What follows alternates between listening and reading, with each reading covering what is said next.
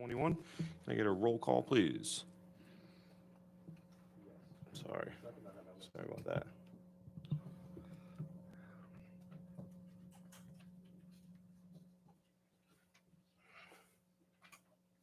Mr. Kurtz. Here. Mr. Storlow, absent. Me, Mr. Natale. Mr. Dawson. Mr. Bowman. Mr. Mercado. Here. Mr. Carderas. Mr. Linder. Mr. Tedisco. Mr. Anderson. Ms. Downs. Mr. Selmont. Here. And note that Mr. Carderas and Mr. Tedisco just walked in. We have a quorum. Thank you. Will Commission and public please join me in the Pledge of Allegiance? Pledge allegiance to the flag of the United States of America, to the republic for which it stands, one nation, under God, indivisible, with liberty and justice for all. Okay, before we get started on the agenda tonight, I just wanted to let everyone in the audience know, the public know, that the Lovely Development Project has been requested a postponement till July 12th, so there will be none of that here tonight if anyone's here for that. Moving on, we can take 1, 2, and 3 together. Can we please hear the call for EJ Home LLC? EG Home LLC. 1, 2, 3, or 1, 2, 3, 4? There's no 4. I just 1, 2, 3. Oh, I'm sorry. I have 4 in mine. I have 4 on this too. Okay. That's first one is postponed. Oh, yeah. Okay. 2, 3, and 4 on the call, but 1, 2, and 3. Gotcha.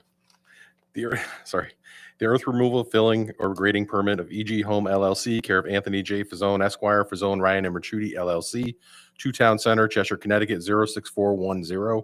Property located at Dickerman Road in I-691, as generally shown on Assessor's Map number 3, lot number 51 in an IC Special Development District Zone.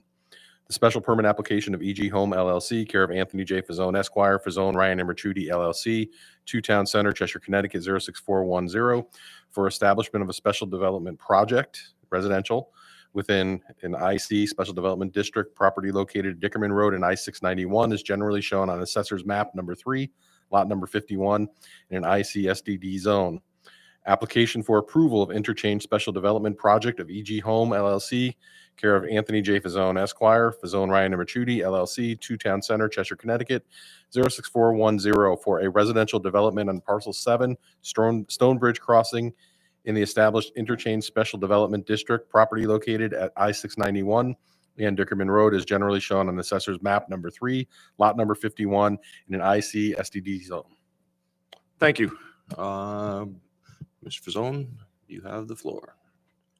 For the record, Anthony Fazzone. I'm an attorney here.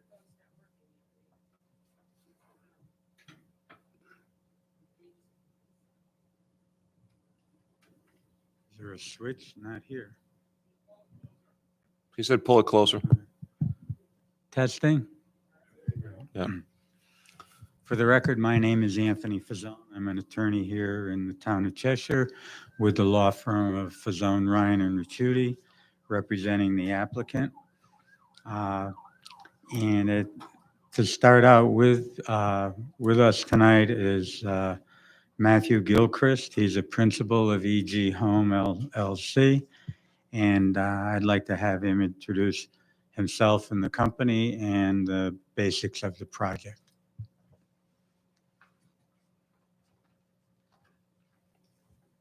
Good evening. My name is Matt Gilchrist. Like Anthony said, I'm the president of EG Home. EG Home is a Connecticut-based home builder. We started EG Home in 2013. The 2 partners are myself and David Earp. David Earp and I were 22 years old and young in the United States Navy when we met. Our families grew up together. We both have 4 kids. I live here in Connecticut. My wife's from Prospect. After 9 years in the Navy, we both got out and kind of went our different ways. He was a Navy SEAL in the Navy, and I was a bomb disposal expert. So we had a lot of fun for those 9 years, and then we decided to get out and find our way. He went to Dartmouth and got his MBA. I went and worked for two of the nation's largest home builders and basically learned home building. In 2013, we decided to get together again and start EG Home. I joined the home building industry in 2006, so not exactly the right time to get out of the military and start a career in home building, but it worked out pretty well. I was able to stay employed the entire time until Dave and I got together. Our first development is right up the road in Beacon Falls. We own Chatfield Farms, which is an active adult community of 231 homes. We actually took that development over after the first developer went bankrupt. After that, we built 19 homes in Monroe, Trailside Reserve, and then 50 townhomes, very similar to the product we're going to talk about tonight, in Mystic, Connecticut, right near the aquarium. In addition to this development, we have two new developments, both large single-family homes, one in Southbury and one in Stonington, Connecticut. So this is what we do. We do developments. We typically don't do 1 and 2 houses. We like to put in the roads. We like to do all the infrastructure. We like to market the entire development, and we keep everything in-house. When I started the company in 2013, it was my wife, myself, and one construction guy. Since then, I've grown the company to over 20 employees, over 20 full-time employees. I have with me tonight Chris Bennett. Chris is my vice president. You might see him or hear from him in the future. This will be one of his properties. So we're extremely excited to be a part of this development on the north end. We think that the product that we're going to show you tonight and the development we're going to show you tonight is going to target 2 distinct market segments. We think that the townhome product is really targeted to that first-time home buyer, millennial buyer. They want to stop renting. They want to start getting into the home ownership world, but they don't necessarily want all the responsibilities that come with a large lawn and and painting and taking care of the exterior of the home and snow removal. So this is their first step. The townhomes will really meet that need nicely. The next demographic that we're targeting is the active adult, the downsizer, with our townhome, with our carriage homes.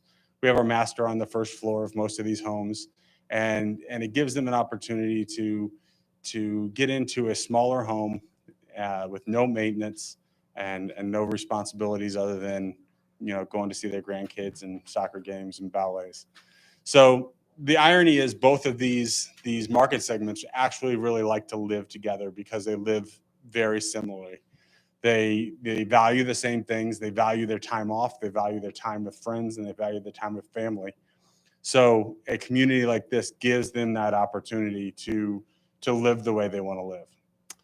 So without further ado, I'll turn it over to Darren, who'll walk you through the project, and I'll walk you through the architecture when he deems it appropriate, unless anybody has any questions for me about myself or my company. Anyone? Nope. Interesting. Thank you. Anthony's cutting. I thought I ought to give a little bit of a background to the regulation itself, which is 45B. And it's the Interchange Special Development District. We've kind of been before the commission with several iterations of the plan. And if you, on the board furthest from my left, you'll see what is the latest and approved special development plan. It calls for mixed uses. And this evening's application concerns the upper right hand or the portion of the property or the western side of the Quinnipiac River. In 2019, we received approval of a combined application of zone change to an approval of an interchange special development district. Um,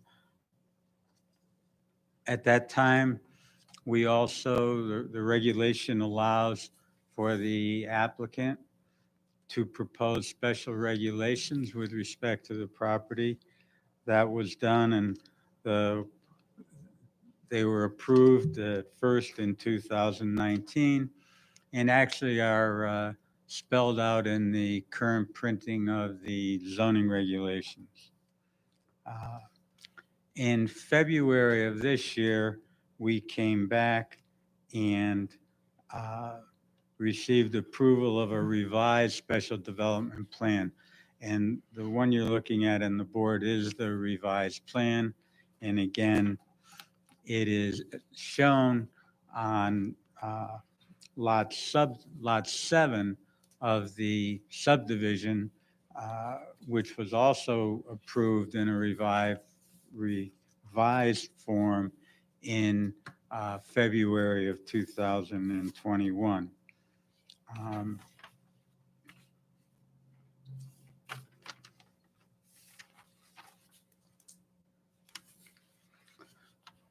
As indicated, the special development plan provides for residential use on lot 7, and when approved by the commission in February, it showed a potential of 180 units. The application actually calls for 140 units, as you'll see. We believe that the current application complies with the special development plan, and you may remember that we went through an approval which showed that this type of plan required a 3-step approval. The first step was the zone change to ICSDD. The second one was the special development plan and regulations. And now we're before you for a special development project. Darren Overton is going to now go through the site plans, and there are requests for waivers in the earth removal and regrading plan. I've explained or talked to the commission about these waivers. I think they're really intended to apply to an actual earth excavation, an earth mining operation. We did file a regrading permit application with the subdivision and the special development plan. And at that time, the commission did approve the 3 waivers we're looking for this evening. And Darren will discuss exactly how they're applicable here.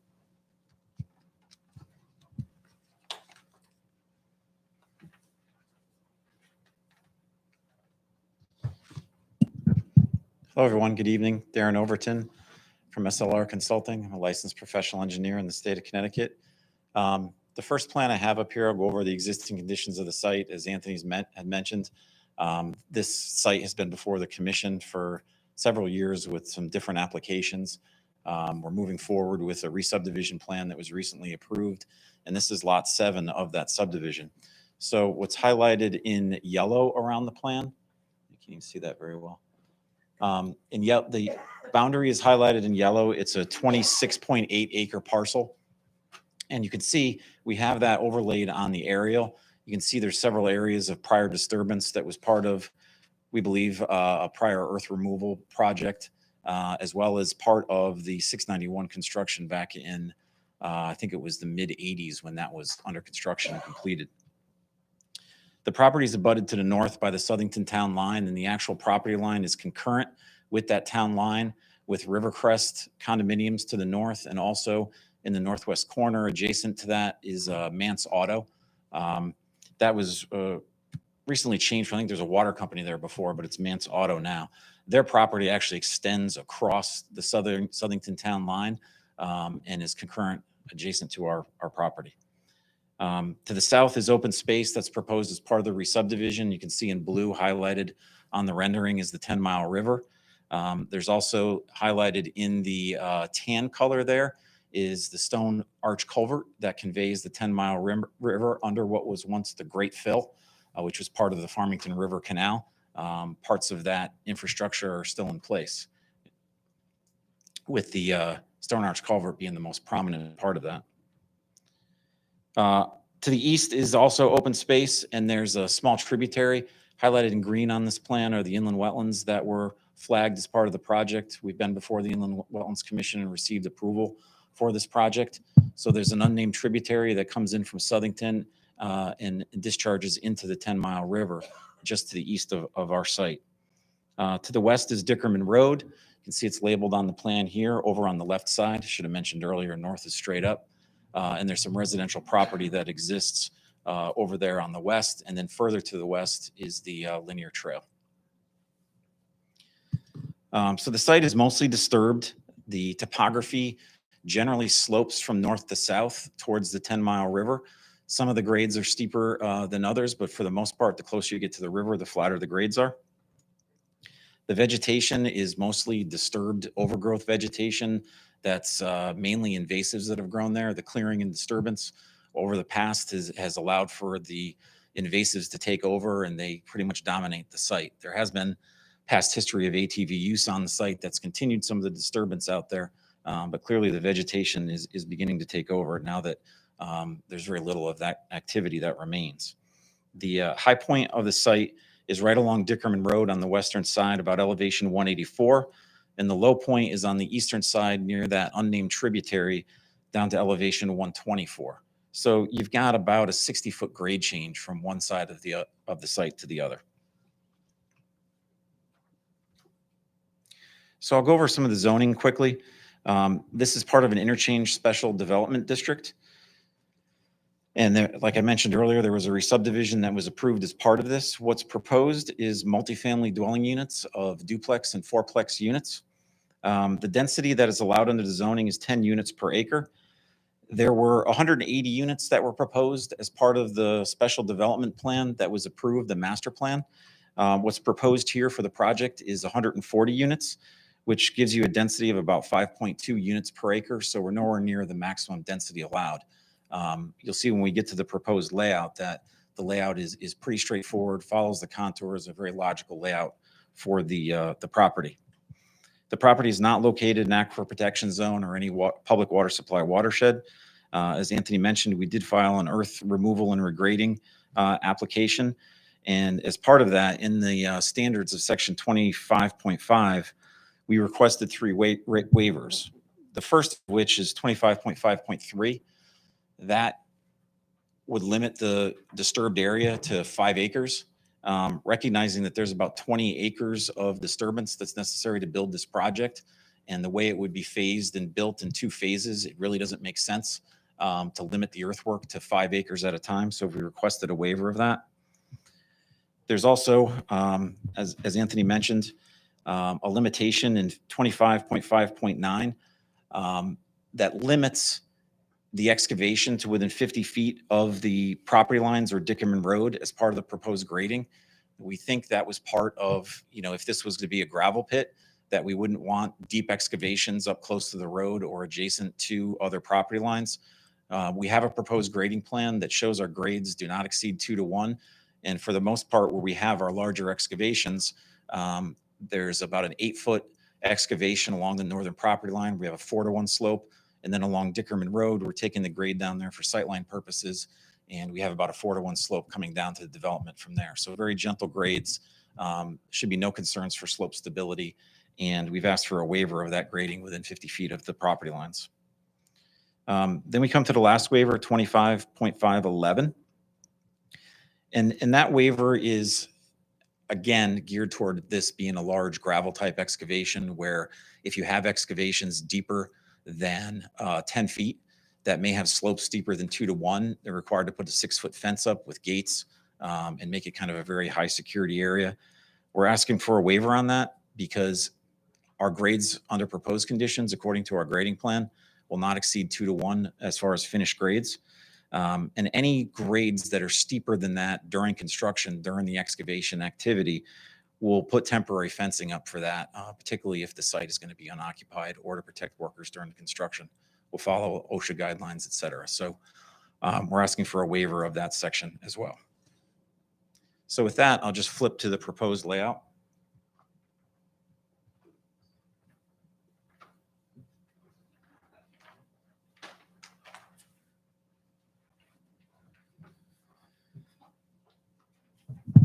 So there's 140 dwelling units proposed. They're a mix of duplex and fourplex units. The fourplex are townhome style units. All will have 2-car garages. They're lined up to make best use of the type of architecture to fit into the grade, to limit earthwork and leave gentle slopes when we're done with construction. So there's 14 fourplex townhomes, which make up 56 units. There's 42 duplex units, which make up 84 of the units. We looked at the parking that's required as part of the zoning here, and we're planning that these all could be 3-bedroom units, which at 2 spaces per unit would require 280 spaces. Actually, with the proposed garages, we achieve that.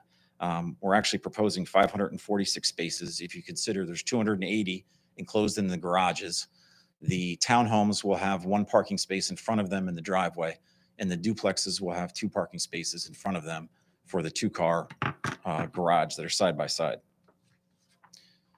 We've also provided some visitor spaces. There's a total of 42 visitor spaces that are spaced in logical areas throughout the development. We have a proposed access road extending in from Dickerman Road near the northwest corner of the property. That extends about 1,400 feet, terminating in a cul-de-sac, and the units are double stacked on each side of that roadway. There's a roundabout in the middle that allows a second cul-de-sac to extend off of that roadway.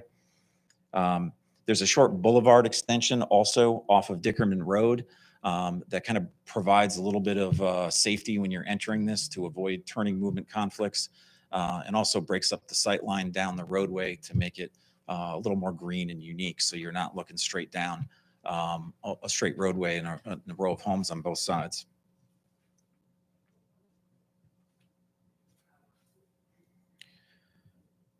So the second cul-de-sac extends down and wraps around to the west and to the south, with both duplex and fourplex units extending off of that. And then there's 150-foot emergency access that's proposed there to connect out to Dickerman Road as well. We've proposed a landscape plan as part of this, and you can see the trees and shrubs are highlighted on here. There's also a variety of seed mixes. The units in general will have maintained lawn area around them. There's a planting plan that's been provided, a typical one for each of the units. So there'll be plantings around each of the units, a nice lawn area around them for use by the residents. And then further away from the units, there'll be more some meadow mixes and things like that as it blends into the natural environment beyond the site. We also have in the southern central area, we have about a 2-acre open space green area that can be used for both passive and active recreation. We've looped it with a 1/4-mile walking or running track that the residents can use. There's some landscaping that's proposed through there to create little nooks for picnic areas. There's also a covered pavilion that the residents can use as well. The site is supposed to be served by public water and sewer. We've worked with both Southington Water and the Regional Water Authority. Right now, this property is planned to be initially served by Southington Water because their water mains are immediately adjacent to this site in Clark Street, which is basically an extension into Southington of Dickerman Road. There's been discussions with Regional Water since this is in their service area. They do have plans to extend water mains in the future across 691 to serve the area, and all of the memo of understanding and agreements are all in place for water service to come to the site. We've also received feasibility and final design for the sanitary sewer. There's a pump station just off this site to the south along Dickerman Road. That will be a town pump station. It'll serve this entire development and also has the ability to serve adjacent properties to the west and actually further east on the other side of Route 10. There are 8-inch mains that will run through the entire development that will serve the site by gravity. And then the pump station will discharge over the bridge on 691 to the pump station over on West Johnson. All of the utilities to serve this property are along the frontage of Dickerman Road and will be extended into the site to serve the units. Just quickly on stormwater management, we followed similar stormwater management practices as we have on other projects that were proposed here. We made an argument long ago that detention was not appropriate for the site due to its location in the watershed. We've continued that and focused on water quality. We have 5 water quality basins that are proposed on the site. We have provided a storm drainage calculation report that supports the design of the water quality management as well as the design of the on-site collection system. And that's been submitted as part of the application. We have received review comments and responded to the review engineer as part of the process. Just quickly go over the E&S plans as well before I turn it over to Matt to get in more detail of the more interesting parts of the project, which are the architecture, which we have some color renderings for that are much more exciting than S&E controls. But I'll go over the basics of that quickly. We have perimeter controls that are shown on the plans, silt fence and hay bales that will wrap the soil stockpiles that are shown dispersed around the site. We have also sediment traps that are proposed on a temporary basis with berms and swales during construction. As the earthwork proceeds, those will be constructed and adjusted as necessary to control the sediment-laden runoff when rainfall occurs during construction. We're proposed once the catch basin and drainage systems are installed, there'll be inlet protection on those basins to filter out the coarse sediments as well. And then those basins will overflow into the sediment traps, which will then overflow down towards the 10-mile river. And the last thing I'd like to mention is on the steeper slopes that are proposed and establishing those, recognizing that we have sandy soils out here that are erodible, we've proposed erosion control blankets in some of the steeper slopes to establish vegetation on there more quickly and avoid having issues with erosion once those slopes are established. So if you have no questions for me in regarding the site plan, I'll turn it over to Matt. Can I ask one? Sure. Just curious if there was any thought to the secondary entrance instead of having the emergency and fire road. Was there any thought, and if so, why not? Why isn't it used? Just to have like another entrance, so someone who lives at this corner who doesn't have to go all the way around and back to that spot. So initially, we looked at the main entrance where it is now. That was planned as part of the special development district, and actually going back to the WS development projects, that was going to be the main access for the residential development. So that was kind of logical. And as we investigated that further, the sightlines in the field, we realized that that was the most optimal location for the main entrance to the site. We did actually consider further south a second access at one point. The issue there is if you're heading south on Dickerman Road, as you get about midway through the frontage of the site, there are some sharp curves and a drop in the road. And then the actual slopes, if you've ever been out there, are very steep. I think they're actually steeper than 2 to 1. Will those remain? They extend all the way onto the neighboring properties. So when we looked at the sight lines at the logical points further south to connect the second roadway in, we realized looking right, the sight line is very limited. I think it's shown on our plans. We analyzed it. It's only about 220 feet. Where at the main access looking right, we have a 390-foot clear sight line, which exceeds the posted limit. And Dave Sullivan is here from our office talking more detail about that as part of the traffic study. Then looking left, we have a 337-foot sight line. That sight line does require some substantial clearing on our site and regrading of those slopes on our site. But the geometry of the road does not restrict those sight lines nor the banks on the opposite side. So we did consider that, but when we realized that there were such restrictions in the sight line, we decided to consider emergency access there instead. And in talking with the developer who has worked on many of these projects, they felt like it was more of a community. And even though 140 units may seem like a lot, it's not that many on a single access.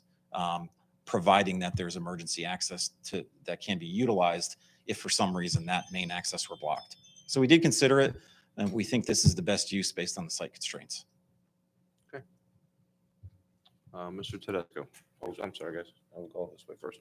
Mr. Tedesco. Mr. Overton, you Yes. said the architectural issues are more interesting, but really the things you're talking about are really very important because they Understood. deal with safety and the environment and a lot of things. You've mentioned, and you gave a fairly detailed discussion, I thought, a good discussion of the 3 waivers that are requested, and we get those waivers requested all the time. I mean, we waive those regulations quite often, but it's important. And as I said, you gave a fairly detailed discussion of them, which I found helpful. But and what I take from that then is that it's your opinion as an engineer that there's the requirements of the regulation in terms of lack of harm to surrounding properties and such are met by what you're going to do. That is, there is no particular harm, there is no harm to surrounding properties, to the road that you mentioned, and that the waivers can be granted. We can feel that there's going to be safety. It's safe to grant the waivers. Yes, that is correct. I believe the grading plan, as we proposed it, does not present any sort of impact to adjacent properties or Dickerman roadway, any sort of adverse impact that is. And then any sort of temporary condition during construction would be handled by the construction safety laws over those temporary conditions during construction. So I believe that that's part of the reason why we've asked for the waiver. We believe it's appropriate in this instance. Great, thank you. Mr. Mercado.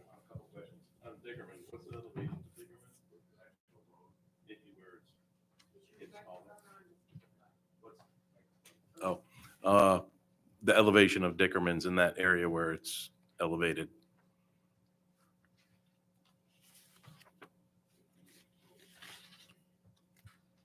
But I don't know, doesn't it drop down? It's like high and then comes down real quick to the road. It's like a little berm. So the grade of the road itself, starting in the northwest corner, is about elevation 166, 168. Along here, there's actually an existing high point that goes up to about 180, and the road is about 172 adjacent to that. So it kind of slopes up about 8 feet and then drops down, if you come on the other side of that into the site, down to about 154. So a 26-foot drop on the other side. So what we're proposing to do is to improve the sight lines looking left out our main entrance. We're going to take that knoll down, and then there's a 4-to-1 grade that's proposed off of the roadway once we take that down. So a very relatively gentle slope. Generally 2-to-1 is considered stable. Then that roadway, as you come down here, it steepens up. Once you get about that midpoint, you have the curve, and then it drops down. So it drops down from 170, 168, 162 here down to 156 here. Sorry, that's 164, 166, 168 down to 156. And then this is relatively flat through here, dropping a couple of feet every 100 feet or more. After your earth removal or moving up in the north side, is that still going to pitch towards the river? Or is it going to flatten out? What happens there? Do we have to worry about Along what the moves northern into property southern boundary? side? Yeah. So up here adjacent to the Mance Auto property, we have about a 6-foot cut here that is again sloping down to the units at about a 4-to-1 rate. And then once you get past the end of that, the rest of this, the grades are staying relatively similar along that northern property line along the back of the Rivercrest units. So are you removing fill or bringing in fill? How's that working and what are those numbers? Right now, we do have an excess of fill material as it's currently graded. We may make some adjustments to that. There is a potential desire to relocate some of the soil on site to the eastern side of the property. We don't fully understand the earthwork over there because the grades haven't been fully established. So there will likely be some exchange of material between the east and west side, and there is a potential for some of the material on this property to be removed as part of the grading plan. Do you have an average or know about how much? I think right now we were looking at about 15,000 yards of excess. And there are opportunities to leave some of that material on site. We just haven't fully evaluated where that will go. On one of your waivers, you were talking about fences that usually be permanent. Can you tell me where that is affected and where you're looking for that waiver, where it would have been? So again, we are grading within 50 feet of the street line, and particularly Dickerman Road. to create those sight lines. We're taking that knoll down and sloping back away from the roadway. And then adjacent, as I mentioned, to the Mance property there, we do have about a 6, maybe to 8 max excavation there that we're sloping down. So that is within 50 feet of the property. Again, I think the regulation was geared towards, not having large excavations adjacent to properties that could affect adjacent properties or adjacent structures. So the extent of the excavation that we're doing and the slopes that we're proposing are relatively gentle. So we believe, again, like I mentioned, they're not going to adversely impact the adjacent property. So we think the waiver is justified. Yeah, I just was wondering the location, if that was the same locations for that, which you've answered. So. And then, yeah, as excavation occurs on site and they're moving earth around, there could be some steeper temporary slopes on site as they're moving the earth. And again, that would be governed by on-site construction safety standards. Fair enough. Thank you. Mr. Linder, he was up before. Is this a private road? Yes. Okay, private road. Can you explain, I'm not familiar with how school buses will service this area. Well, are school buses allowed into this development? Or would the school bus pick up students and drop them off on Dickerman Road? If I may, Mr. Chairman? Sure. I'll start and you guys can fill in. I did have a conversation with the Board of Ed about it. They prefer not to have to go in here. They would obviously for any special needs students go into the property. But generally they would do they expect to do the pickup out at the intersection on Dickerman Road. So if that's the case, do you plan on providing a shelter, let's say, for students to hang out? Is that in the plans? Yes, as you enter the community, right on the right-hand side, you'll see that we have a large mail kiosk and a pull-off so people can get their mail or drop mail off as they come and go from the community. That mail kiosk will double as a weather shelter for the school bus. And the kids will gather there at the mailboxes while they wait for the bus. The bus will stop on Dickerman, and then they'll safely proceed to Dickerman. It's only 25 feet from there. We did discuss, he is willing to put a walkway out to Dickerman so the students can easily get out there. Correct. And just one other thing that we've already worked with emergency services on, the gate that we're going to put on the emergency exit will follow their guidelines of click to access. So we're all set and we're in agreement to take care of that. Is there any kind of pass through from the south road into the north road for those kids access to like cut through instead of having to walk all the way around? And is there sidewalks on this on both sides? We have sidewalks on just one side of the road. We haven't planned a cut through. I don't think that there's going to be a large cry for kids to have a cut through because I don't think you're going to have a large student population. We do have Goldman and York here to talk about that in their part of their proposal. But historically and in my experience, these communities don't draw a lot of school-age kids. And most of their parents, when they are there, most of their parents will drive them to the school bus anyway. So, but we don't anticipate having a ton of kids to facilitate that type of walkway. Mr. Selmo's been patiently waiting, so then you're next. We started talking about school buses and my mind started getting scattered. Just following up with Mr. Bricato's comments about the grading. The Dickerman Road it's pretty narrow and dark to begin with, just because of all the vegetation. When you start grading, is there any chance of groundwater or some kind of road flooding? I know there's a berm that kind of protects it now, but if you start grading in that area, is there any detriment to the road itself? Well, right now in the area where the berm exists, there's actually a little bit of watershed that drains towards the road. So once we take that down, we'll probably be lessening the amount of watershed from our site that drains onto the road. Once you get about halfway through the site, the grade drops off and actually falls away from Dickerman as it is. So I wouldn't expect any sort of increased flow out the Dickerman Road.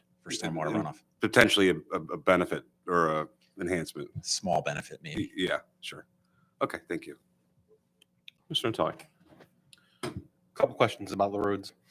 What are the lengths of the roads? So when you first come in the main entrance, what's the length to the, I don't know if you call it, looks like kind of like a little rotary on one of our drawings, or the traffic circle. What's the length of the road to there? What's the length of the road after there? And what's the length of the road going to, was it the south? So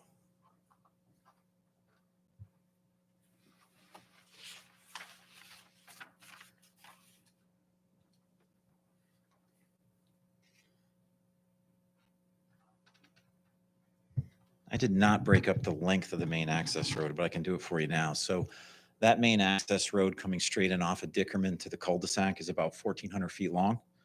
And then from the roundabout, the other cul-de-sac extending south is about another 900 feet with 150-foot emergency access extension.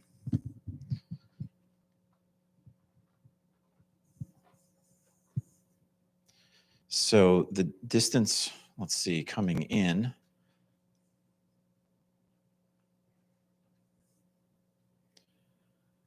So that's about 750 feet coming into the center of the roundabout here. And yeah, you've got about another 600 coming off of that. So this cul-de-sac's about 600 feet long. This one, I think, as I mentioned, is 900. Gotcha. And I know that later on we're going to discuss the children or the school age kids. So I'll hold my questions on that there. But I do like Mr. Mercado's recommendation to have some type of cut through, because if you're talking about having kids walk 1,400 feet from one end of the, at max 1,400 feet up the road, or 900 plus another 700 back, it's a long way. So just, I'd probably look at something to put some type of path or cut through or something there. Yeah, Yeah, we would, but yeah.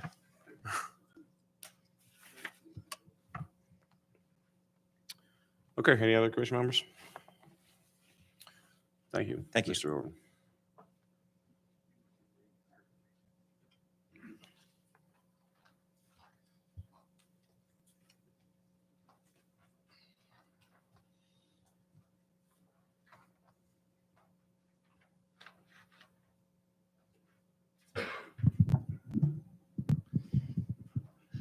So this architecture we've used before. We've built 50 townhome development in Mystic Stonington using the same product. We do plan to develop an additional duplex product that would offer more first floor living space and take that master bedroom upstairs. But we believe that this will be our most popular. Down in Mystic, we sold the 26 carriage homes. We sold those out in, I think it was like 10 months. It was, a very, very popular product. We use two styles of architecture for the exterior to keep it varied, and we use a color palette of 4 different colors. And we don't alternate them like A, B, C, D, A, B, C, D. We mix it up throughout. And we also alternate between the shingle shake type architecture and the more classical New England architecture. Gives a little bit of variety to the streetscape, and it keeps, a little bit of interest. One of the things that we were really concerned with this development is we do have that long straight road across the north part of the property. We broke that up by adding some curves in, a little bit of a boulevard and the rotary. In addition to that, we try to keep the fronts of our architecture interesting. A couple of the architectural things that we do, we use lots of columns, we use some keyways, and also all of our garage doors have windows and some architectural design. We do use brick and stone to accent the homes. You can see that on the lower side of all the fronts. This is the floor plan that we're currently offering down in Mystic and we'll be offering here. It's a very typical master on the first floor carriage style home. Nice large master bedroom, 13 by 16, elegant master suite. We do offer an option to bring the laundry stackable washer dryer into the master closet that we probably sell about 50% of the time, just so that the home buyer here can do all their stuff on the first floor and their guests can utilize this stuff on the second floor. Large living room, dining room. We'll be using a mixture of decks and patios. The kitchen is a nice L-shaped kitchen with a island.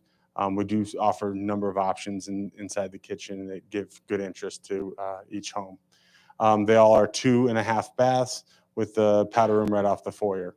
All our garages are, we try to get them to 20 by 20. This one's an 18.5 by 20, but we do offer the trash parking here in the front to try to keep the garage as spacious as possible. All of our homes are built on a full basement. So, you know, they do have that basement for additional living space, and we do offer finished basements. With all finished basements, we offer the appropriate egress. On the townhome style, again, we keep the, I'm gonna mess that up in a second. We keep the same architectural integrity throughout the community. Again, this is a shake shingle type home. We have some keyways and some curved accents over the windows and the stone accents on the fronts of the house. Again, same garage doors, same light fixtures, and the same 4 colors. So that way it looks like a cohesive neighborhood, but it also doesn't look mundane and like military housing. We also make sure that we have some relief across the fronts with bump out bay windows. All of our stairways extend off the front, and these stairways are actually like a Trex deck material. So this is the New England style home. The floor plan of this home, we sell it in probably, I would say, 80% of the time we sell it as a 2-bedroom. From time to time, people will want a 3-bedroom, which puts 2 small bedrooms in the back of the house. But most of the time, people buy it as a 2-bedroom. Very, very popular, again, for the millennial who doesn't want to rent anymore, wants that guest space, or quite frequently, you have somebody who buys it and then rents or has a roommate that uses the other master suite. So big open floor plan with the living and the dining room tied together. Kitchen, we do have a couple different options. Again, we can move the kitchen to the middle, to the back. Lots of different ways to make sure that not everybody's house looks the same. We will be using a deck or a patio on all these homes as well. And this house is meant to hold back the grade. So when you look at the grading plan, you're going to see that we kind of build these into the sides of hills. That way, you know, we have our garages on the lower level. They're a 2-car tandem garage with the mechanical room in the back corner. So if this was the garage side, you'd have your 2 cars all the way to the back with a mechanical room over on the left-hand side. Very popular for young people. They like their bikes, they like their toys, they like the canoes and their kayaks. Those go in the back, and a lot of the cars go in the front. So very flexible, very, you know, affordable living space on this house. Does anybody have any questions on the architecture? No, but I can tell you that's a nice area down there. When I was young, we used to swim with the cows down there. Believe it or not, there was monstrous tree, we had a rope we let go and jump. That river many years ago was very popular. Youngies went down there, you know. But that's a nice area. That used to be loaded with cows. We're excited to be there because it is beautiful. And, you know, I think our residents are going to be able to appreciate that river and utilize it with some of the other amenities that the rest of the master plan are bringing through, like the walking trail. And I think it's going to be, you know, a great amenity for our homeowners. I think that's so really well. Yes, sir. What are the price points of the two options? So we're always reticent to give price points right now because, you know, lumber moves up and down like crazy. But we anticipate selling these in the mid to high 3s. The end units will obviously go for more than the middle units. And then the carriage homes will go in the mid to high 4s. And that's where we'll start. We started with about the same pricing in Mystic. We just closed a house 2 weeks ago for $620,000 for the carriages, just because some people really like their expensive granites. So, yes, sir.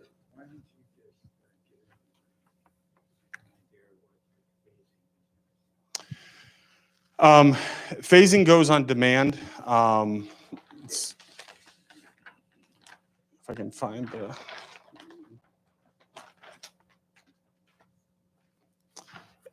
the factors that'll drive phasing for us as a developer are, one, what do we need for infrastructure? You know, where does the sewer have to get to? Where do we need to get water to?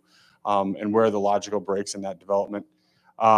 We will be coming all the way back with that initial phase, with, you know, clearing and grading and staging in this lower side. But our sales activity is gonna start on this section first. This front section gives us both the 4-unit and the 2-unit buildings. We will be modeling. We'll have a model home here in the front of the community, as well as we'll have a model of the townhomes right across the street, and we'll build, you know, those homes right up front, so we can obviously show and sell from them. But our focus will be on this northern border first, and then we'll drop down into the cul-de-sac, utilizing a lot of this area for staging of materials and staging of lumber, et cetera. One of the things that we believe in as a company, we try to, nobody wants to buy green bananas, so we try to make sure that we get our amenities established early on. You know, this is a passive amenity, but people really enjoy that outdoor space, especially after the last 2 years, a year and a half. And that's why we're focused on this type of amenity. We have this huge lawn that people are really going to enjoy and use. And we just built a pavilion very similar to this down in Stonington. And it's, you know, a timber pavilion with stamped concrete, and really gives people a great place to gather. Any questions on architecture? Or Just a quick one, if I could. Mr. Summel. Exterior, is that a composite siding, vinyl? We use a vinyl siding. You know, it's the most durable. One of the things that you have to really pay attention to in these type of communities is the burden you're going to put on the homeowners in the future. So we use low maintenance, very durable products. We use a vinyl siding and a vinyl shake. We typically use a lifetime warranty on all of our roofs, you know, and then a cultured stone for the accents. The decks are AZACs or? Correct. Yeah, good. Anyone else? Questions? No. Thank you. Thank you. Don Poland from Goldman, New York is going to talk to you a little bit about the market conditions as well as the fiscal impact of the project on the community.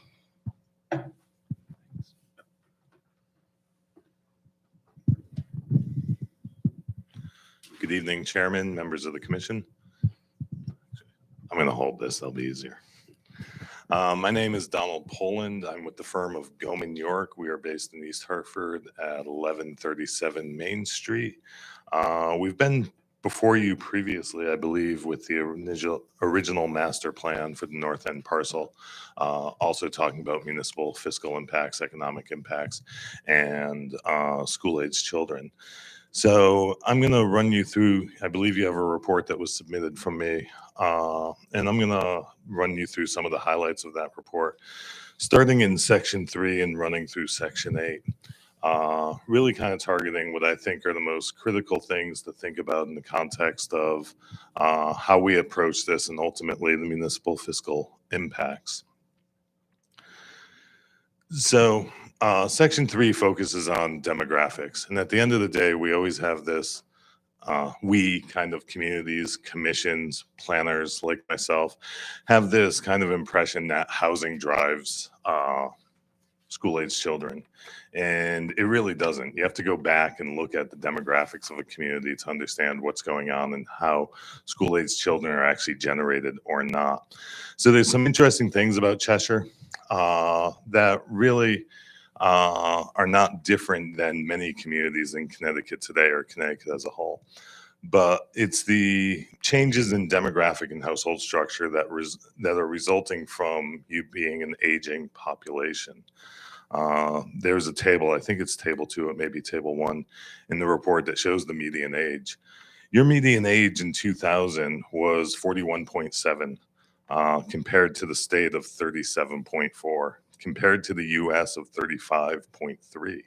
Today, or 2017, the most recent data utilized, the US median age was 37.8, Connecticut was 40.8.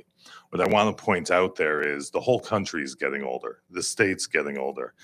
But you guys increased from 4.17 in 2000 to 46.2 in 2017. I know that doesn't sound like a lot, but in the context of averages and age, that is a significant increase in your aging. Aging populations ultimately don't have as many children as younger populations, and I'll talk more about that.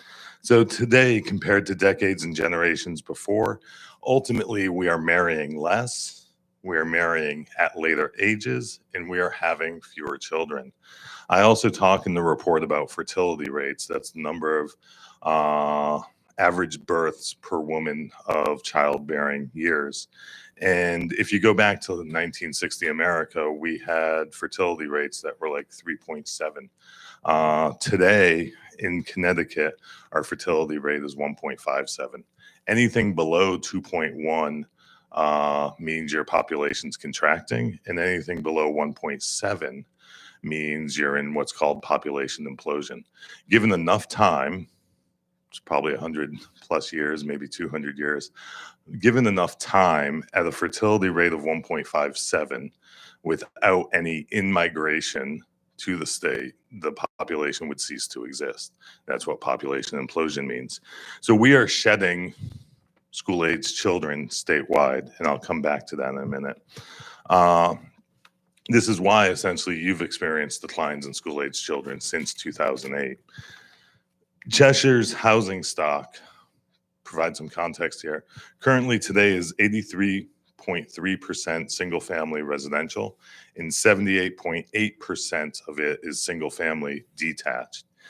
87.8% is owner-occupied.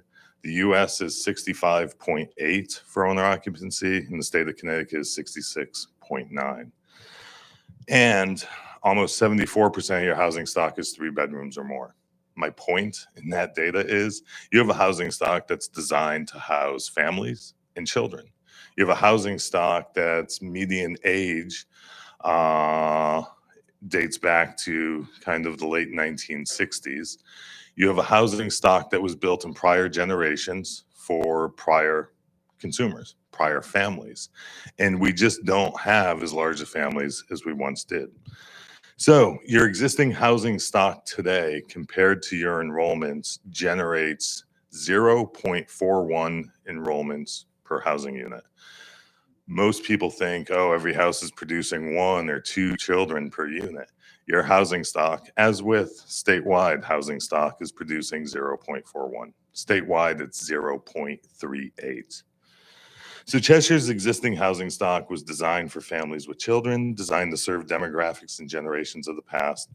And Stonebridge Crossing, as already talked about by Matt in regards to who their target audience is designed to meet the housing needs of today's generation and future generations.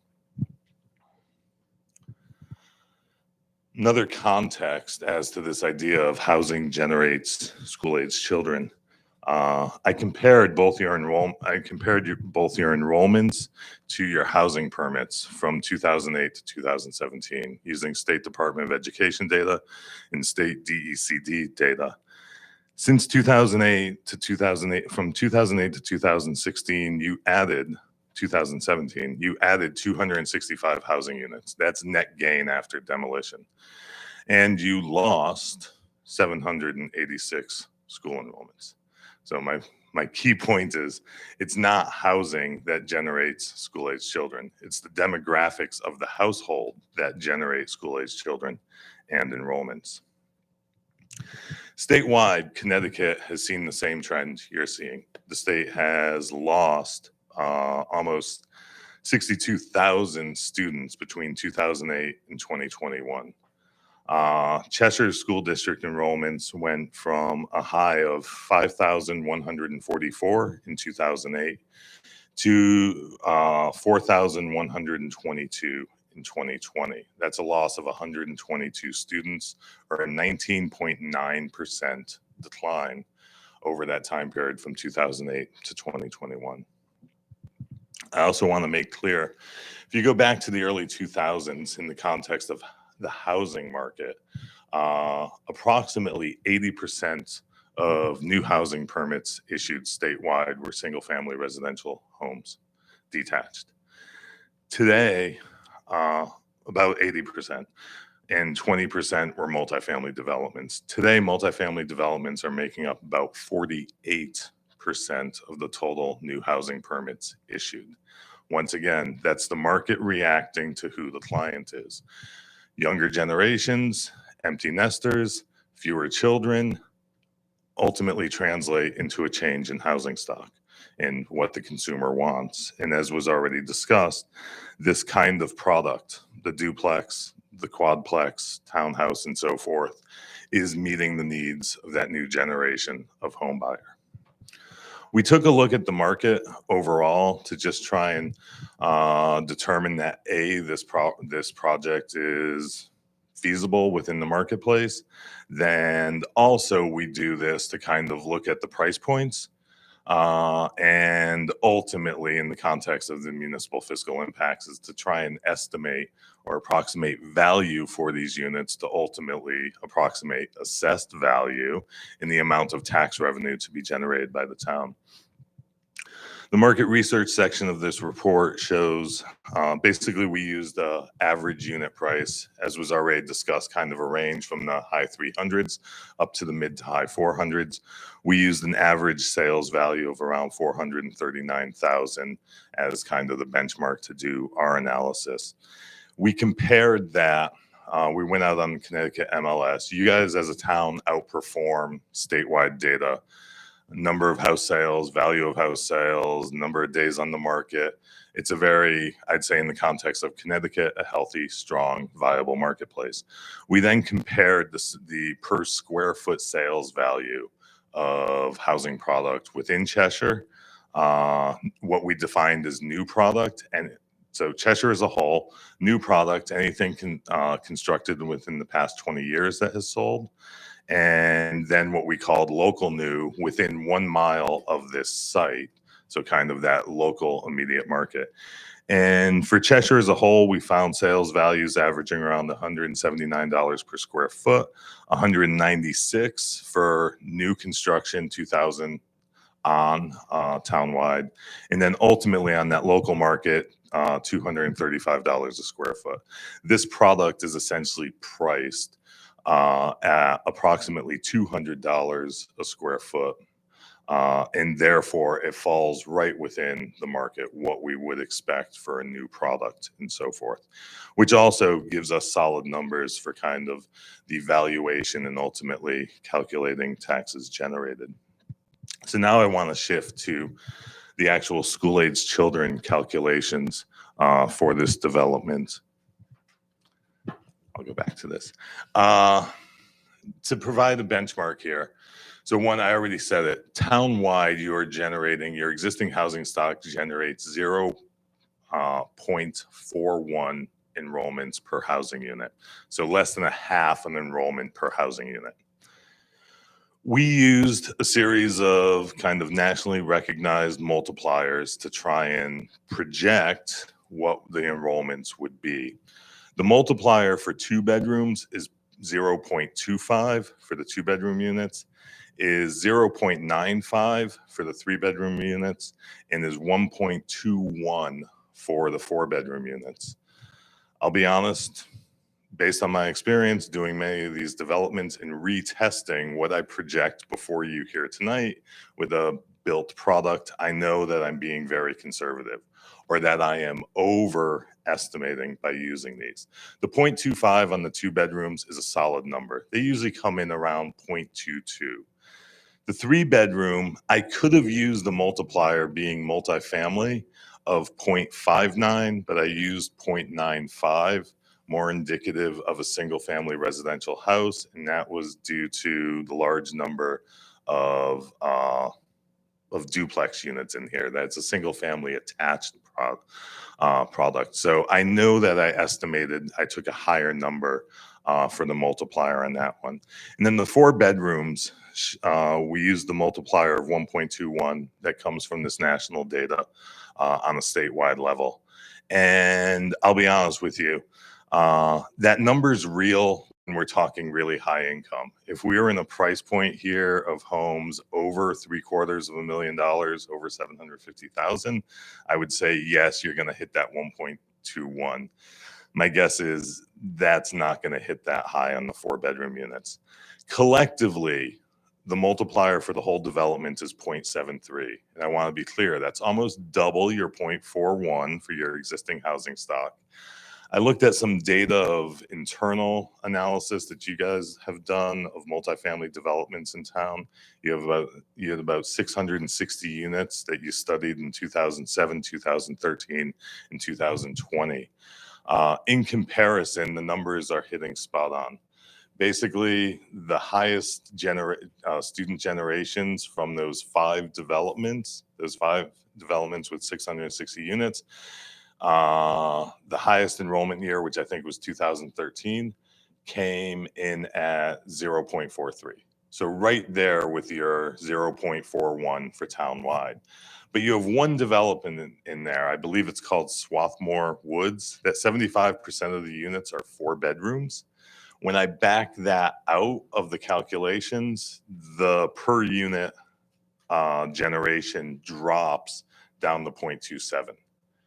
So it's that one development, and you already know this from your own data, that generates at a much higher level. We only have 8% of the units in this development as 4-bedroom, not 75% as 4-bedroom. So while I'm being conservative, averaging high, I'm confident compared to the town data, it's not going to be that varied. We're not going to generate as much as this is saying. So at 0.73 per unit, we come up with a total of 102 enrollments out of the 140 units. And we always do this calculation for what we call is new to district. The fact is, most enrollments into new developments come from within the district already. That's the relocations of persons within town into the new housing product. We've studied this in multiple communities, and it shows time and time again that really no more than 30% of students are new into a school district.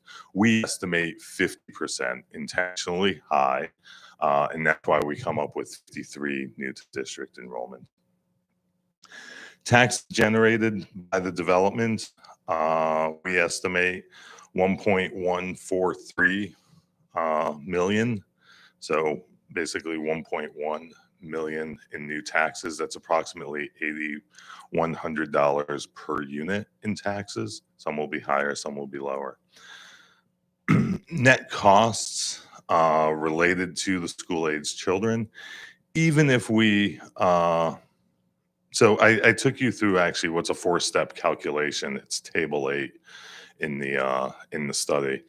And the most common way that people calculate enrollment impacts is they take the total budget, Board of Ed budget, divided by the total number of enrollments, and say, right now your total budget divided by total enrollments comes up to $18,000 per pupil, right? And everyone says, oh, every student enrollment is going to cost us $18,000. No, it doesn't. The next calculation we do is we back out intergovernmental funding, state aid, because we're talking about local municipal tax impact. And actually, when we do that, it drops to $15,000 per student. And then we do what I call allocated expenditures. Every time you have a new enrollment, you don't hire a new superintendent, nor do you hire a new teacher, nor do you increase your utility costs. There's a bunch of costs within the education budget that are not affected or rarely affected by enrollment changes. And when we do that, we come down to a dollar amount of just under $10,000 per pupil for the actual cost of adding a new enrollment. Now, mind you, total enrollments, we're projecting 102. I just told you since 2008, you lost 1,022 students. So, we're not flooding your school system with new enrollments that you can't handle. You've actually gone through more than a decade of contraction. So then factoring in the new to district, we estimate about $518,000 in expenses related to enrollments and education. We did additional calculations related to the cost of government services, not just education, but what's general government services. We estimate that at about 22.5%. That's for all those other services that government provides to units. Once again, I'll say that number is high because this is a private road, so you guys aren't plowing it and so forth. There's things about this development that don't add new costs. But basically, and I believe it's the first page, there's a table that says summary of findings on my report, breaks down kind of all these costs in order. So 1.1 million in new real estate taxes generated. An additional 86,000 is estimated for personal property related to motor vehicles. School enrollments will cost you about $518,000. And municipal government services will cost about $276,000. So total costs are around just shy of $800,000. The net positive fiscal impact on this is $443,000. And I'll be honest with you, the enrollments are not going to be as high. I have a developer that I've done a number of developments for, and we did a 62-unit, 2-bedroom apartment development in Weathersfield. My projection was 16 enrollments. And he yelled at me throughout the whole land use process saying, no way is there going to be 16 students. I'm like, I agree with you, Ron, but there's no way I can say it's going to be less than that without being laughed into the room. Now, every time I see him, he tells me I'm the worst consultant with the worst numbers. That development's been constructed since 2017 and operating, and it's never had more than 4 enrollments. I've checked with the town every year to see what the numbers are on it. The fact is, we are not generating the amount of children, amount of school enrollments as we once did. So this development ends up a positive fiscal impact for the community. It's probably close to $500,000 positive. In addition, we estimate approximately $400,000+ in one-time development fees, building permits, this land use approval process, and so forth. And then on the economic impacts side, we say that it'll most likely create or sustain approximately 127 construction jobs. New discretionary spending from those 140 new households is approximately $5 million. And we allocate what we assume would be a local spend on that at about $1.5 million of new revenues being spent in the community. So overall, as we find most often with multifamily style developments, it will be a net fiscal positive. I'll stop there and any questions you may have. Mr. Natale. Got a couple, bear with me. I'm looking at your calculations on page 3. Sorry, get a microphone. So first of all, I think your property taxes for the cars are way off. I got my tax bill today, man. I'd love to pay $308. So I think that you're probably going to generate more revenue there. But as far as the schools go, did you contact anybody at the Board of Education in Cheshire to talk to them about the current enrollments? I did not specifically. I went through your Board of Ed budgets. I went through recent budget reports for the town and so forth and saw their actual data. And then I use EdSite, which is the State Department of Education enrollment data page. The school districts have to file their enrollments as of October 1st of every year with the State Department of Education. And then they're published by the state on this website. So I have access to all the data. I have access to the budget proposals, the budget reports, and so forth. Okay. I asked the question. It's kind of like a loaded question. I apologize. That's fine. Currently, for the past 2 years, we've had the School Modernization Committee looking at the schools in town. We're going to have a referendum next year for 2 reasons. Schools are old. We have to replace them. Yep. Secondly, the enrollment is actually in the elementary schools up to the middle school expected to increase exponentially over the next few years, which is why we're looking to build schools, because they're saying we're going to run out of room. So when looking at your numbers, a couple of discrepancies that I saw. First, I'd like to see a comparison of the studies that the town used saying that the school age population is going to go up versus the numbers that you're saying you're going to go down, because they don't jive there. Also, you're saying that we're going to have 53 new to district estimate Mhm. and 49 coming from within town. But we also heard that a development like this is more geared towards millennials and folks that are looking to downsize. So that doesn't jive for me either. So if they're looking for millennials to come in that probably don't have the kids and people downsizing, how are we going to have 49 kids that are already in the school district attending? So that's Sure. the second part of that. And I know what you're saying about the state money coming in and other, how they balance the money.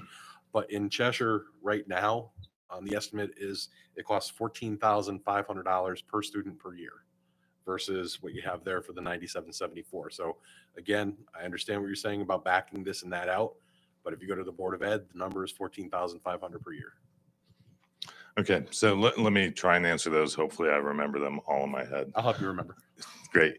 I'll start with the last one first. I would have to respectfully disagree with a cost per new student as high as 14,000. I haven't encountered it.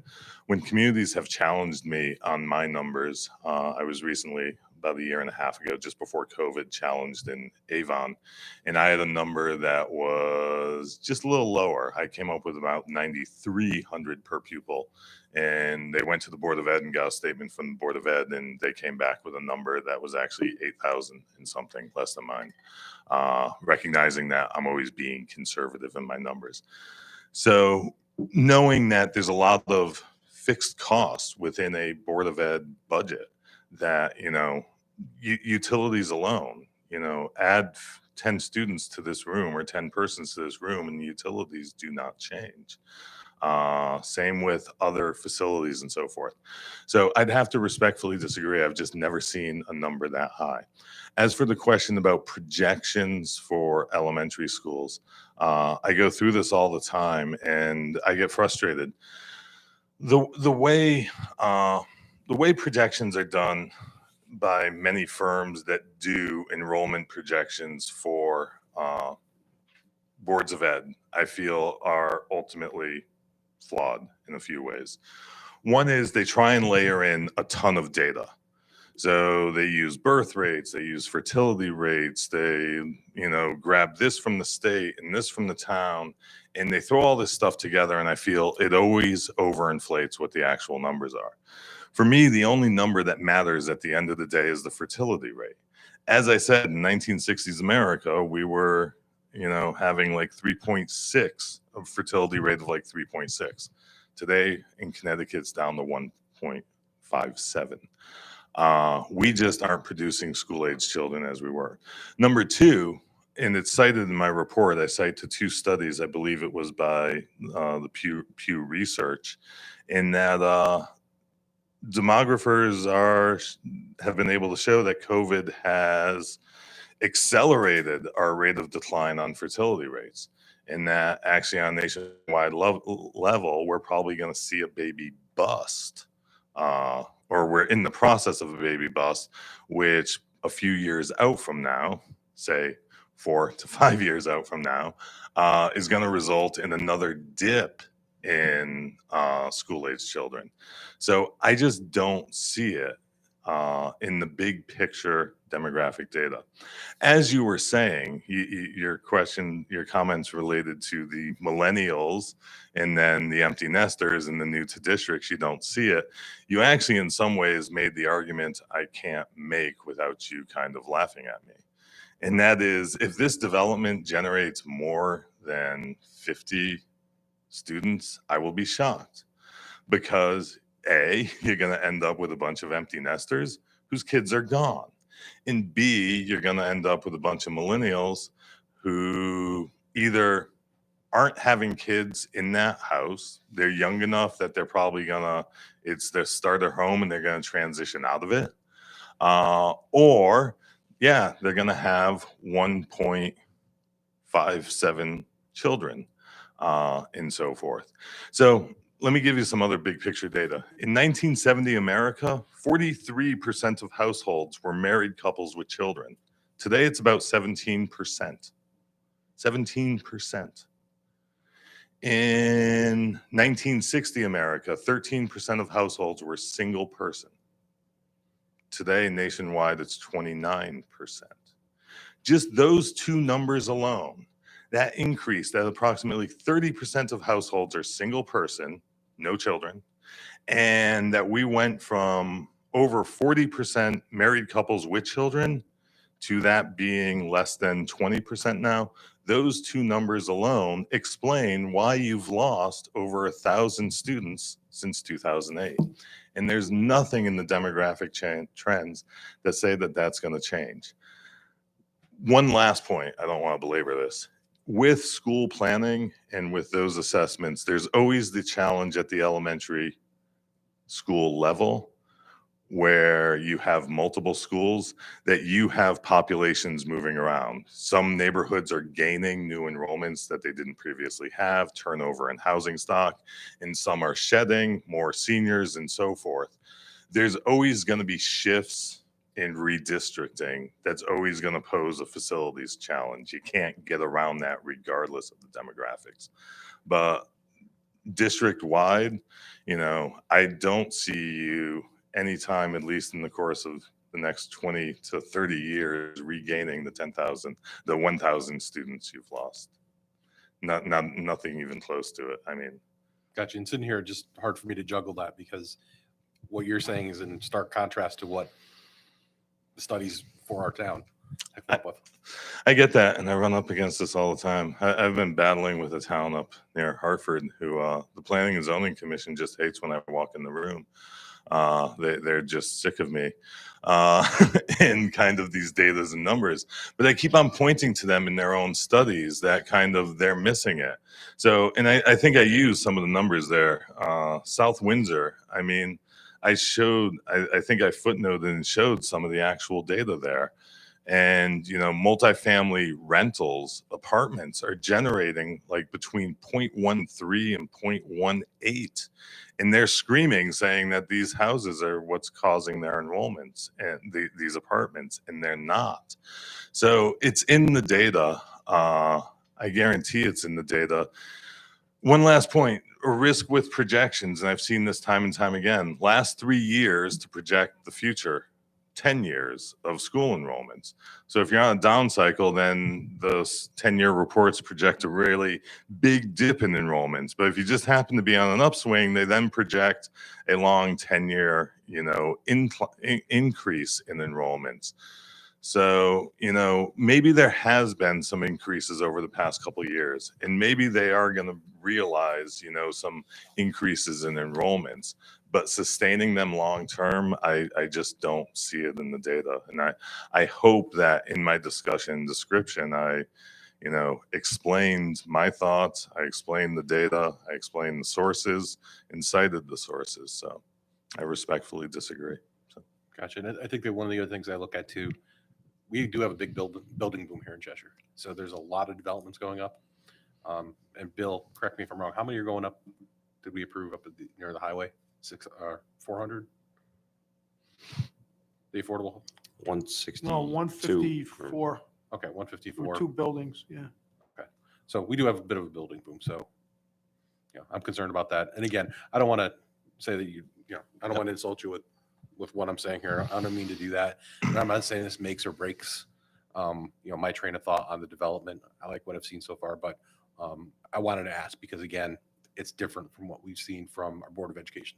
Understood. And 1, I'm never insulted. 2, you should ask and ultimately make an informed decision. So thank you. Okay, any other commissioners? Questions? Mr. Tedesco.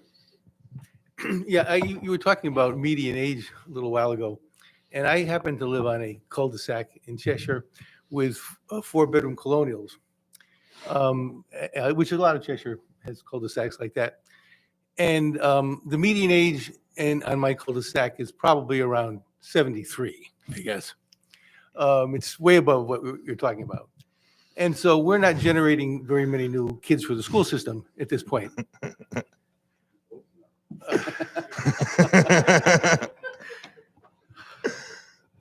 But I don't anticipate that in 20 years, the median age is going to be 93 on my cul-de-sac. It could be, but it probably is not going to be. And I imagine it's going to be a lot of 30-somethings there. and we're going to hear the pitter patter of little feet in the neighborhood a few years from now, which we don't hear now. So I think a lot of this is cyclical, frankly, and we will see more kids at times. By the way, I wouldn't hold it against this project if you had more kids in your estimate. I'm not against kids coming into church. I think it's a good thing. You know, we're at the point in the United States now where our population, we hear it's not increasing. We hear also that the fact that it's not increasing is not good for the economy for any number of other reasons. So it may well be someday the government will be paying people to have more kids. Now, I won't be the beneficiary of that in terms of making any of the money, but again, I think some of these things are cyclical, and I wouldn't question your numbers. You're a scientist, a social scientist, and a researcher. But I think that we may see some differences in numbers. Yeah, if I could just quickly, one is it is cyclical, and neighborhoods do go through these cycles of increases and decreases. The one thing I can assure you of is whatever the peak enrollment out of your cul-de-sac was 15 years ago or 20 years ago, the peak enrollment 20 years moving forward is going to be lower than the prior peak. And that's the long-term trend of the data. I had a cul-de-sac in the neighborhood I grew up in, and I actually analyzed it. This is 1978, 11 houses generating 69 school-age children. One family had 8 children. 2 houses had 6 children. Everyone else was 3 to 5 with one elderly couple. That 11 houses today, or the last time I looked at it about 5 years ago, was generating like 4 school-age children. It's just the difference in the change. Now, mind you, I guarantee at some point that neighborhood again will generate 15 or 20 students, but it's never going to generate 69 students again. Well, and I'll keep quiet. I'll just add that. Well, I have a daughter. My oldest daughter has 4 children, so she's trying to keep the population growing. And I noticed that Mr. Gilchrist has 4 children. So we have Exhibit A and B here for Mr. Gilchrist and my daughter, who are working against I guess they're swimming against the tide, or maybe not doing enough swimming. But that's another. We need more people like your daughter and Mr. Gilchrist. I agree. Thanks.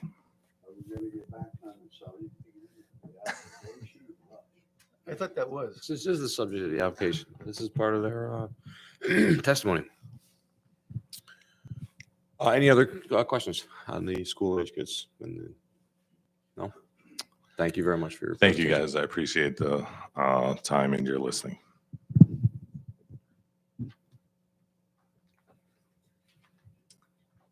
We saved the best for last. Dave Sullivan's going to talk about the traffic.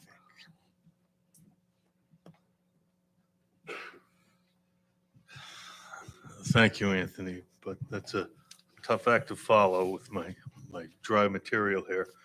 David Sullivan, I'm with SLR, professional engineer. I manage our traffic and transportation planning group. We did do a traffic study for the development, and I'll quickly go through our findings and be happy to take any questions. The study was a very traditional traffic study. We looked at the existing conditions, then we look at what's being developed, evaluate the geometrics of what's being developed, look at the traffic generation, do a series of analysis to determine what the traditional traffic impact is, and we also do a safety assessment, sightlines, and things like that. So the first piece was the crash data summary. On the stretch of Dickerman Road, there was only 1 accident recorded in the 3-year window we looked at, and that was a fixed object collision. Existing traffic volumes, we put a traffic counter out for 2 days, 48 hours. We collected the data by direction, by hour, and we did that in September of 2020. Obviously, we were well into pandemic conditions, so we lately have been looking at surrogate data to see what the volume should be increased by. That COVID adjustment, as we call it, was made to bring it to what we believe would be post-pandemic traffic levels. Next, we looked at the development, the 140 units. We looked at what low-rise multifamily development would generate per unit. We looked at 3 peak hours, the morning peak hour, afternoon peak hour, and Saturday peak hour in the midday. And the range of peak hour trips is between 65 and 98 trips per hour. That's in and out, taking rights, taking lefts. So the total between 65 and 98, depending on which peak hour we were looking at. We also looked at sight lines. I think Darren talked about this a little bit, but coming out of the driveway, looking to the right, we can get sight lines for 445 feet fairly easily, as a matter of fact. And that's the faster direction. Southbound traffic is traveling faster. That's 15 miles an hour over the posted speed limit. So we're comfortable with those sight lines looking to the right. To the left, traffic is going slower. Posted speed limit is 25, but when Darren was going through his grading, we suggested to see if he can grade to get sight lines for 30 miles an hour, which we're able to achieve. So looking to the left, the grading for sight lines for 30 miles an hour and for 40 miles an hour looking to the right. The next thing was the traditional traffic impact study. So we look at what the future traffic volumes would be in a couple of years, which we call the background traffic, and that's without this development coming to fruition. And then we look at it again by adding the site traffic I talked about, between 65 and 98 cars to the driveway, and reanalyze it. We look at the results in terms of the level of service. The level of service is letter grades between A and F, just like school grades.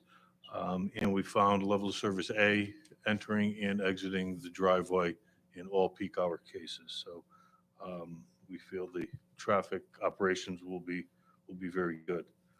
Our conclusion in the report was that we don't think there will be a perceptible impact due to the traffic here, and that safe and efficient operations will result after the project is built.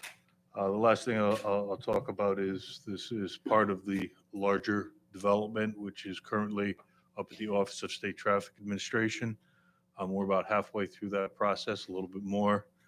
And this, of course, will undergo their scrutiny as well as yours as part of the master plan development, which they are reviewing at this time. So be happy to take any questions. Okay, any questions for Mr. Sullivan? No? Okay. Thank you. All set, thank you. Anything for comments, anything further from Mr. Fazone? You want to go first? We had a Zoom meeting involving the fire department last Thursday, and the applicant has agreed, and for the record, that to adhere to the fire comments, and one of which was to, okay. We did have a meeting on Thursday. The fire department requests that the fire hydrants spacing and location be approved by the fire chief. That it's a Southington water system, so the water connections have to be adapted for connection with the Cheshire fire equipment. The gate that they're putting at the emergency access drive to be reviewed and approved by the fire chief. And that's all they have, Mr. Chairman, fire department. So. And the applicant is in agreement to adhere to those. Typically is. There's no date on that. No, this is a meeting that we had, and we wrote it all down, so. I guess typically we do it as a stipulation of approval to adhere to the fire comments, and the applicant's willing to do that. Another point is in terms of environmental issues, the natural data database, the applicant has followed that procedure, And you will see on the erosion control plans that the applicant has adopted plans to follow to look out for native species that are there. Mr. Chairman, if I may, on that point, we did note that in the staff report, the natural diversity database covers much of this property, and the applicant has included the protection measures on the sediment and erosion control plan. So we have verified that. And I would submit to the commission that if you review the residential section of the current plan of conservation development, you'll see a theme through that section that Cheshire could and should offer a better variety of housing types and housing choices. So we think in that respect, this application is consistent with the plan of conservation and development. That's all.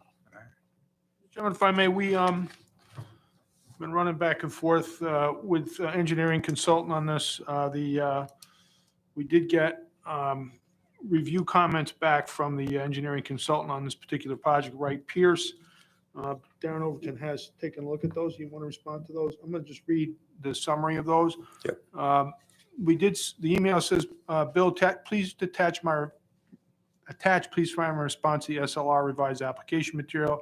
They have addressed the majority of the items. However, there are a few outstanding stormwater basin items that should be considered, and I'll just read those in part from the summary. WP, it's Wright Pierce will be referred to as WP. WP recommends that the test pits results for water quality basin 3 be verified with the proposed water quality basin design calculations and be available for further review. WP recommends that the utility plan be revised to accurately detail roof leader inverts proposed to be tied into the water quality basin. The applicant is providing the water off the gutters goes into the ground. WP recommends the pipes to outflow and not be potentially submerged under the basin high water elevation during large storm events. WP recommends the utility plan be revised to show the proposed cleanouts as noted within the SLR response. WP recommends the designer to consider adding more slope to the proposed pipe design and resubmit revised plans and calculations. And WP recommends the utility plan be revised to show the proposed cleanouts as noted within the SLR response. WP recommends revised utility plan. WP recommends the revised utility plan that shows the additional drop manhole structure, location, invert information, and detail be provided for further review. And finally, WP recommends 1% drop between the proposed invert in and invert out. WP recommends a revised utility plan be provided for further review.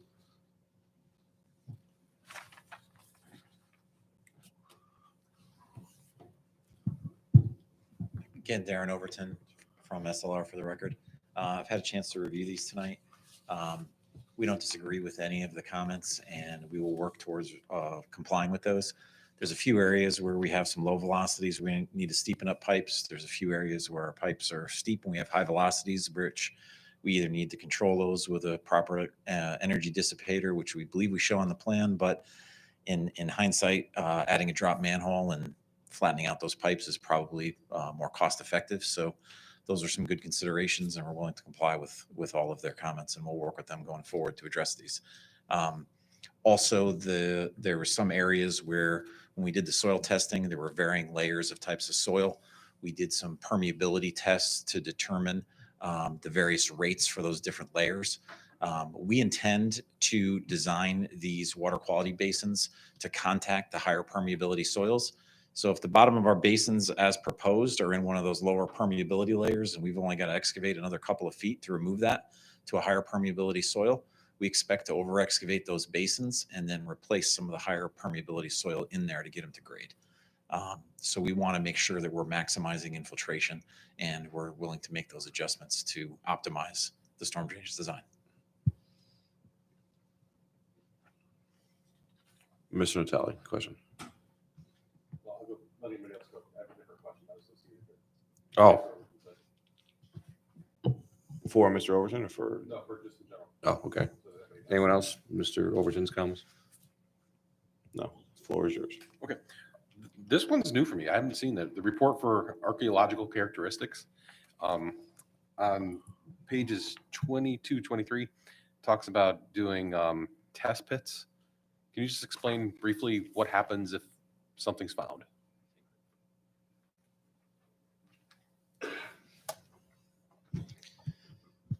So as part of the prior project, WS Development is working with UMass to identify, as part of a state permits, we have to do an evaluation for archaeology. It's one of the requirements, like for the stormwater general permit. There's a one-page screening form that we go through to see whether there's a high potential for, any archaeological findings of significance that could be there on the site. And it has to do with soils and slopes and things like that. So that's normally screened out as part of the state permits. WS knew, and when the initial screening, that there was some archaeological studies that would need to be done. I believe the phase 1A study was submitted and it recommended some shovel tests be done. They go out, the archaeologist determines the locations where they think there may have been early American or Native American impact on the site, and they do these shovel tests to determine. I am not an archaeological expert, but I believe those tests had been done and the information gets submitted to the State Historic Office of Preservation.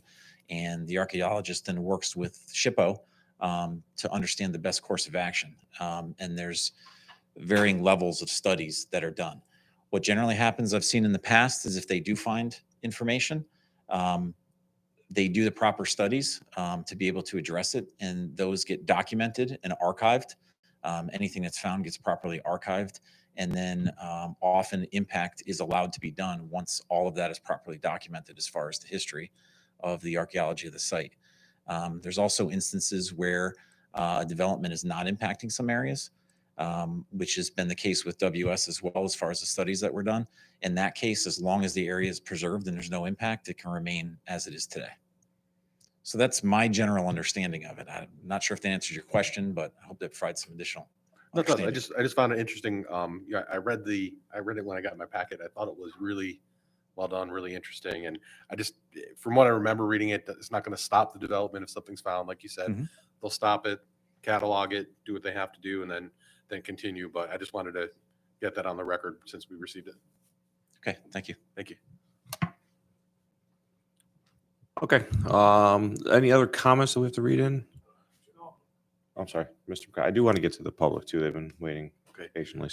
Lighting, is there street lamps? Are they all full cut off?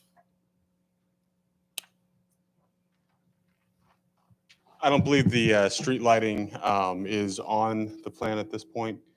We usually hire a street light consultant and follow all the downlighting requirements, and we will, make sure that all the walkways are properly lit. Thank you. Comments were good for stuff. We have nothing else, Mr. Chairman. Okay. At this time, I'd like to go to the public. Anyone from the public wishing to speak on this application, just need you to come up to the microphone and name and address for the record. Sure, come on up, sir.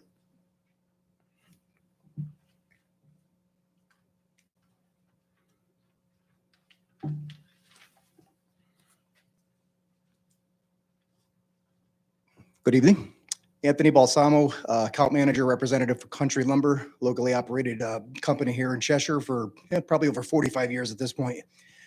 I met Matt when he came aboard with EG Home, having a very, very good relationship with him, and was super excited to hear that he's bringing his home building now into Cheshire. We've been supplying building material to him in his other communities, and I have nothing but good to say for him and what his intentions are here in our town. Thank you. Thank you. Okay. Anyone else?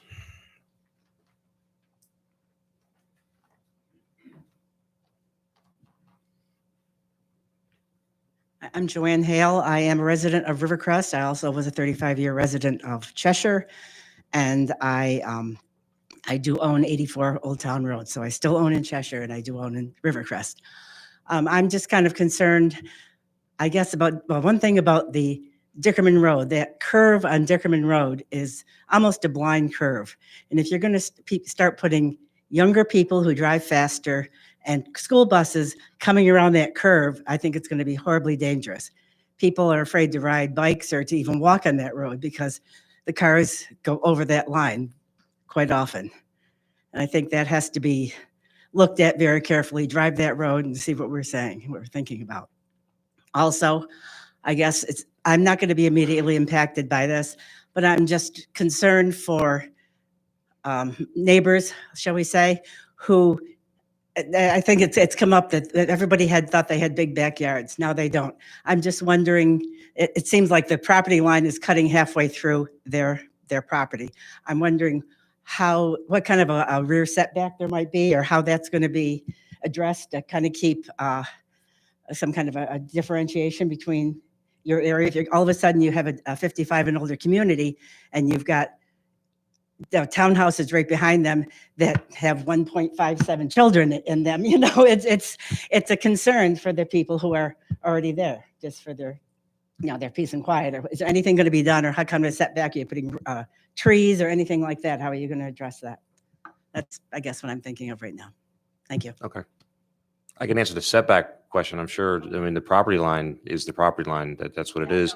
And all of the setbacks are followed to the P&Z regulations. So it's not setbacks. If they want to talk to something about any kind of buffering or any of that, is that more your question? Because I don't know what the setbacks are for the P&Z regulations. I know what they are for, I'm a realtor, a half acre zone, the acre zone. This is a different zone, so I'm not familiar with it. So Okay. I'm just wondering if, somebody can give me an idea, just because people are going to be asking. so the question would be, how close are the houses along the What their setback is, when we know northern- what our setback is, just so they have an idea. And is there going to be any kind of a buffer. tree line or a buffer or something? So the rear yard setbacks at Rivercrest and the rear yard setbacks in our development are the same. We're both set off 25 feet from the property line. Currently, there are a number of encroachments at Rivercrest where residents have pushed their lawn area a little bit past the property line. That use will cease when we establish the property line. But from a developmental standpoint, I have exactly the same goals and wants as the residents at Rivercrest. I need to sell homes to people who are going to value the same things that the people at Rivercrest value. So we're putting in a staggered tree line along the property line with green giant arborvitaes that grow and spread and provide that nice breakup of along the property line. And it's important to us that the backs of our homes and the care and maintenance of the backs of our homes is just as good as the front. So we're concerned with making sure our homeowners have the exact same experience that you guys have and have the same use and enjoyment of their backyards. Sure.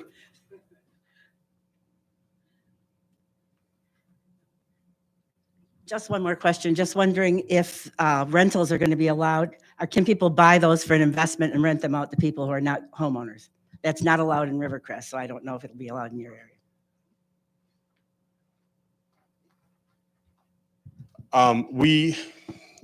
We have a percentage that we will allow. It's a homeowners association, and we do restrict the total number of units an individual can have. We're going to restrict that to, I believe, 2. So as an individual, I could own 2 units, live in one, or rent both of them out. But there is no large scale rentals. That's actually part of our purchase agreement with the seller, because he does intend to have rentals in other places in the master plan community. So renters will not be predominant in our community. Got a question. Mr. Selma. Yeah, just in regards to that, is there a percentage of units that will be allowed to be rented, period? No, we haven't restricted that. We only restrict the number of rentals per that individual. Right. So 140 units, some places say 10%. So only 14 units can be rented out. There's no restriction overall. We have not considered that at this point. Okay. Correct. And the reason that we typically don't write that in is because, one, it's hard to enforce, and people have, off-market rents and all that kind of stuff. And it's also a little bit difficult that, okay, that one person goes over that limit, who polices it, how do you maintain it? We've had a lot more success in keeping up the quality of the neighborhood by restricting the total number of units that, one person can own versus going with a percentage of the community. Okay, and I believe her other question was Dickerman Road. I don't know if Mr. Sullivan wants to take it. You talked about the sightlines being well adequate for the entrance and exit. Yes, yes. The sight lines from the entrance and exit are beyond the posted speed limit. And I mentioned quickly about the southbound being faster than the northbound. And that's mainly because when you're coming across the bridge and then you go through the curve and you go through a slightly narrower section of road, it's actually almost a natural traffic calming on it. So the speeds in the northbound direction are significantly lower than the southbound direction. Don't really have a comment of people driving over the center line a lot. The accident, there wasn't any accident experience, which would make me think that that's a habitual problem. There were no side swipes or head-ons or any of those types of accidents, but certainly from design of our driveway, it's not adding any safety concerns to the area. Okay, thank you. Anyone else from the public wishing to speak? Okay, Mr. Fazone, anything further for us? No, we're all set. That's Okay. our presentation. Okay. How's the commission feel? I feel closing this would be okay. We've studied this area many, many times. Mr. Tesco? Well, we received a lot of new written material tonight. We got a substantial amount of written material just on Friday. I've read some of it, not everything of it. It seemed to me that it was hold the hearing open in case there's any questions raised by any of what we have to look at. We could ask them next time. I don't see what the harm would be. Okay. So All right. everybody disagrees, but again, we have all these new documents in tonight. Nobody's read them. Yeah, they came this afternoon, but an email, but I'm sure it was a lot of stuff, so no one really got a chance to look at it. So, okay, so we will be holding this public hearing open. Thank you very much. Yeah, it'd have to be.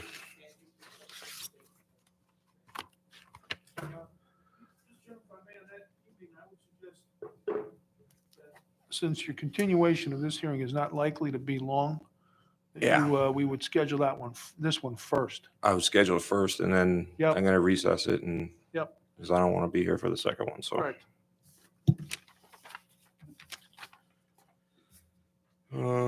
Okay. With that, I'll entertain a motion to adjourn. Moving Mr. Kaderis, seconded by Mr. Mercado. All those in favor signify by saying aye. Aye. All right, moving right on. Call to order the regular meeting of the Planning and Zoning Commission for June 28, 2021. Can I get a motion to accept the minutes for the public hearing and special meeting from 6/14/2021? Motion to approve both. Motion moved by Mr. Natale, seconded by Mr. Mercado. Okay, any discussion on the minutes? Nothing? Okay, all those in favor of the motion signify by saying aye. Anyone opposed? And I am abstaining because I was not here. So the motion carries, I have 9 up here, 801. Under communications, we have a letter for Ryan McAvoy. Do you have that for the Orchard View subdivision, Mr.? We have it up here. We have it up here if you want us to read it.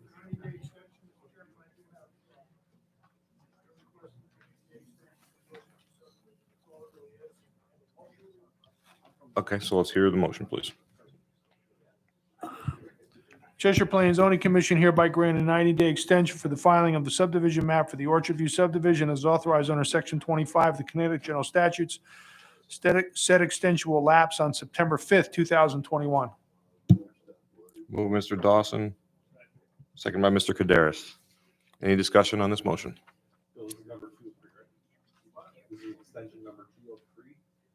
I think it's the first one. Yeah, first one.